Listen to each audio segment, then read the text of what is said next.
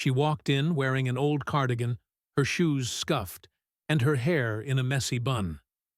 The receptionists barely looked up. When she entered the interview room, the panel chuckled under their breath. One whispered, "She looks lost." But the woman wasn't lost.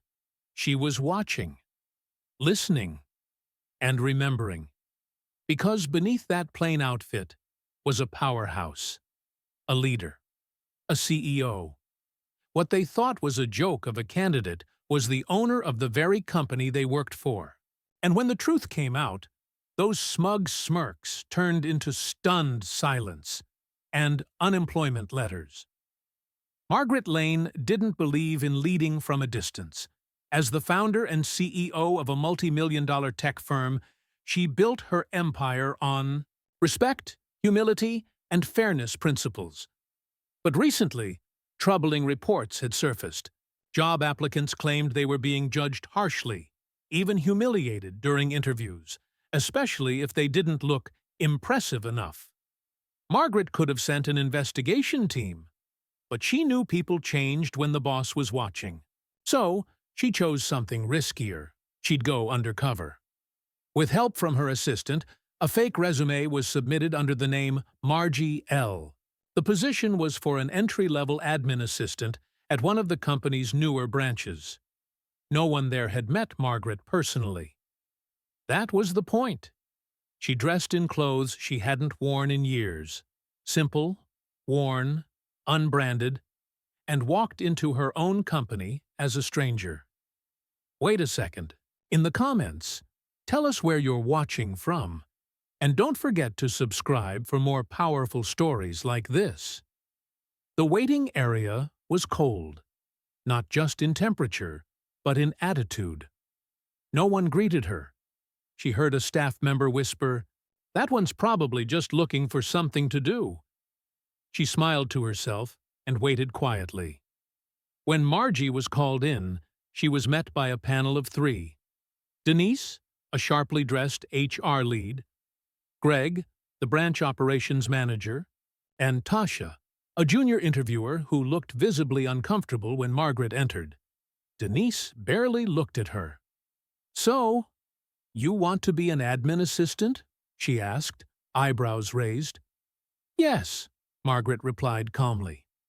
"I enjoy organizing things, helping people. I've done similar work before." Greg chuckled. "You've worked at coffee shops and a library. That's not really corporate, is it?" "I'm a fast learner," she said.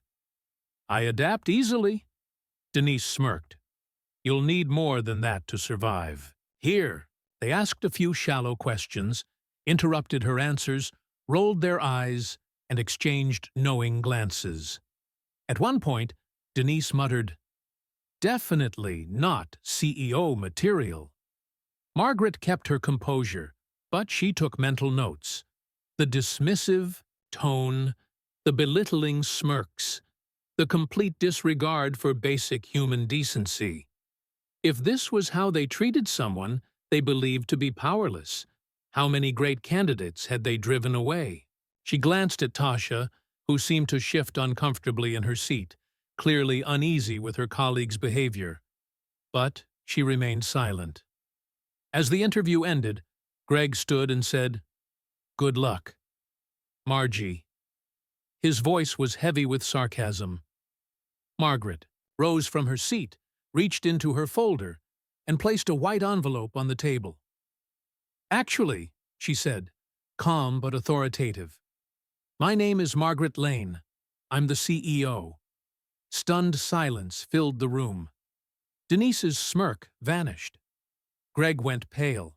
Tasha gasped. Margaret opened the envelope to reveal her accurate resume, complete with her full title, experience, and company bio. "I came here today because I received reports of unethical treatment during interviews. I didn't want to believe them. But now I've seen it for myself."